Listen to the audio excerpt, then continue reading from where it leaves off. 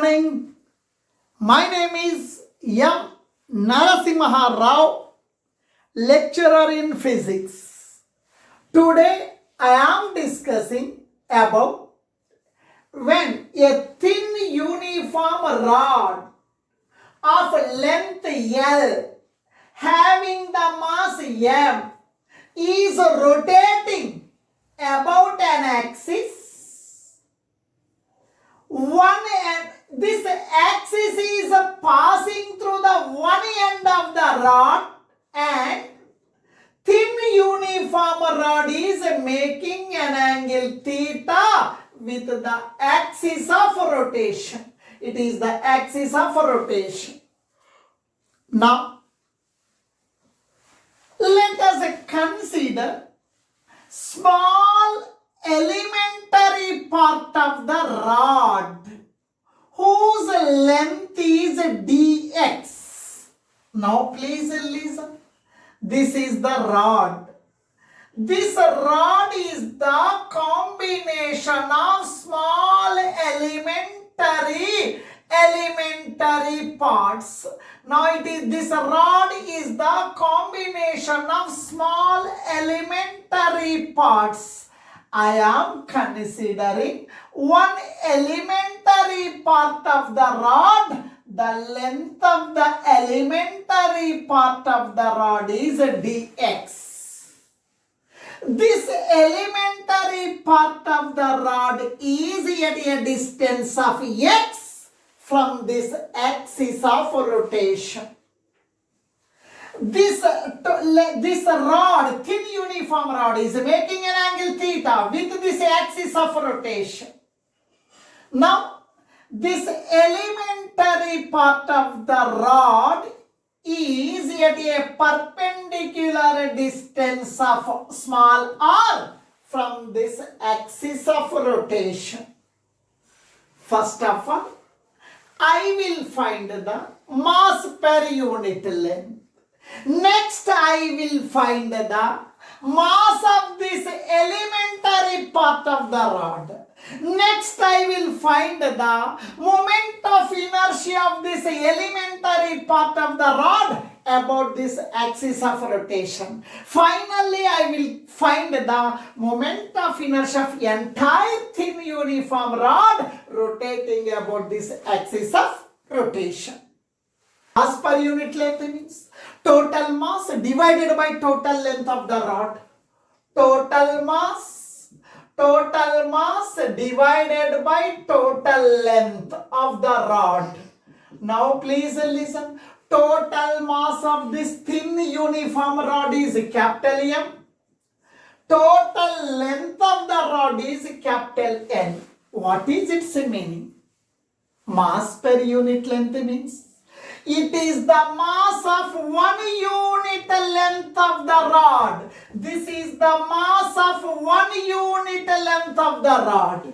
If you need the M by L represents mass of 1 unit length of the rod.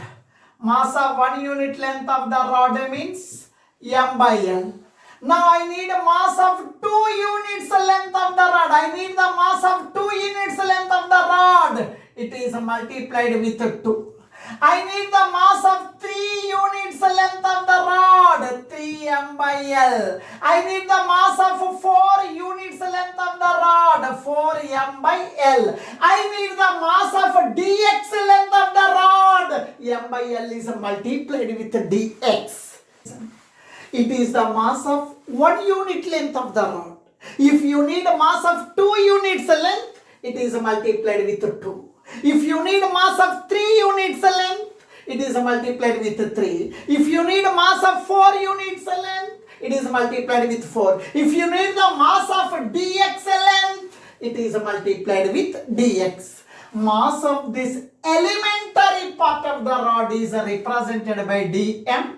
That is equals to M by L. M by L is multiplied with dx. It is the mass of 1 unit length. If you need mass of 2 units length, 2m by L. If you need mass of 3 units length, 3m by L. Mass of dx length, dx into m by n. Now this thin rod is rotating about this axis. Then this small elementary part also rotating. Now I will find the moment of inertia of this elementary part of this rod. Before to that, I will calculate this perpendicular distance of this elementary part of the rod from this axis of rotation. It is the right angled triangle. It is the right angled triangle. In right angled triangle, in the right angled triangle, in the right angled triangle, this is the right angled triangle. I am taking sine theta. Sine theta means opposite side by hypotenuse. Sine theta is equals to opposite side. Theta ka opposite side. Theta ka opposite side are hypotenuse. Hypotenuse x. Here no one is there, I am writing one. On cross multiplication, 1 into r, small r, x into sine theta, x sine theta, r is equals to x sine theta, r is equals to x sine theta. Finding the moment of inertia of this elementary part of the rod about this axis of rotation. Moment of inertia of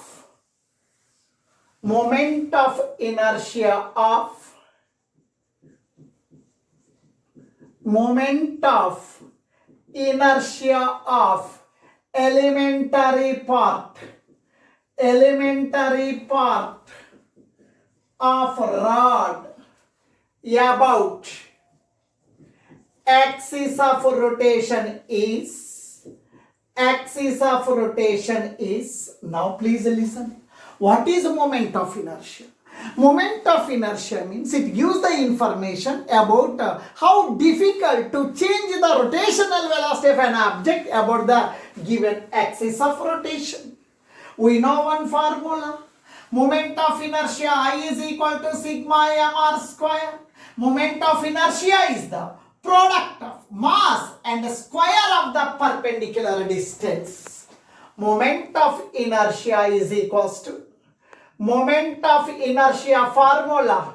Moment of inertia formula, mass into square of the perpendicular distance from axis of rotation. Moment of inertia of elementary part. Moment of inertia means I.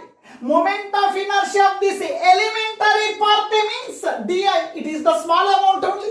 That is equals to mass of the elementary part. Mass of the elementary part. Mass of the elementary part is dm. Perpendicular distance from the axis of rotation. This is the axis of rotation.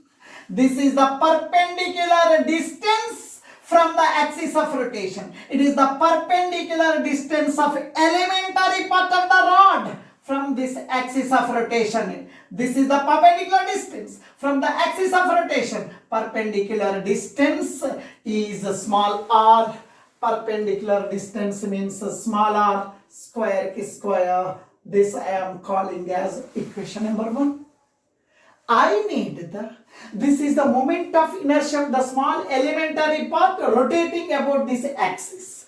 I need the moment of inertia of entire rod making an angle theta. Now I need the moment of inertia of entire rod about this axis of rotation. I need a large amount of moment of inertia integrating on both sides.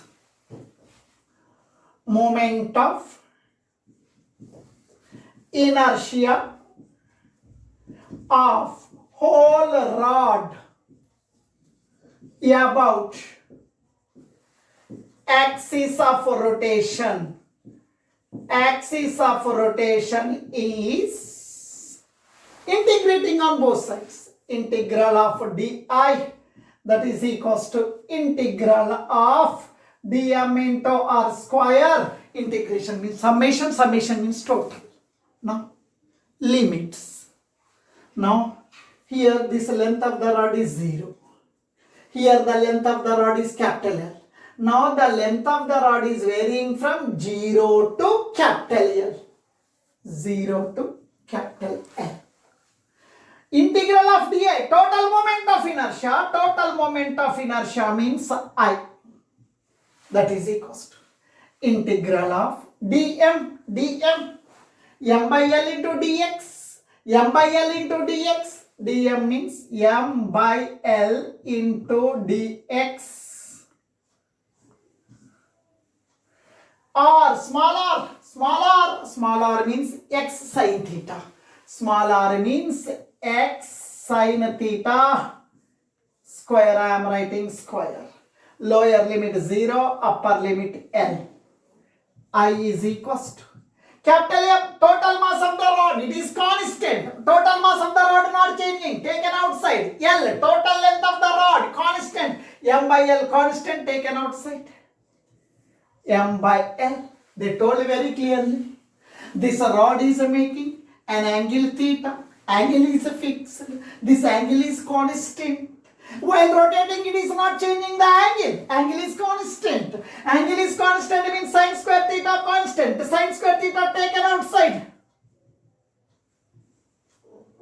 Remaining is x square dx. Lower limit 0, upper limit L. In mathematics, we are having one formula. Integral of x power n dx is equal to x power n plus 1 by n plus 1. X power n means n plus 1 by n plus 1. X power 2 means 2 plus 1 by 2 plus 1. Here m by n, that is equals to m by n sin square theta. Sin square theta. Integral of x power 2. Integral of x power 2. X power 2 plus 1 by 2 plus 1. Lower limit 0. Upper limit L. Lower limit starting length 0. Now total length capital L.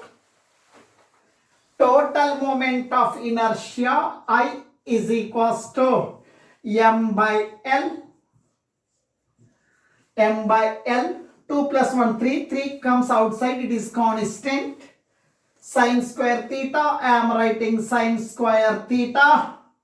Now x to the power of 2 plus 1 means 3. Lower limit 0, upper limit L. Whenever two limits are there, upper limit minus lower limit. In the place of x, you write upper limit. Next, in the place of x, you write lower limit. That is equals to m by 3L. M by 3L. Sin square theta. Sin square theta. In the place of x, you write L. X means L. L cube minus. In the place of x, you write 0. 0 cube. Upper limit minus lower limit. I is equals to m sin square theta by 3L. M sin square theta by 3L into L cube. L cube can be written as L into L square. L into L square. L gets cancelled.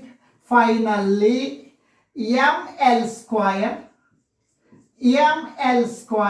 by 3 sin square theta. I am writing sin square theta. This is the formula for moment of inertia of thin uniform rod making an angle theta with the axis of rotation.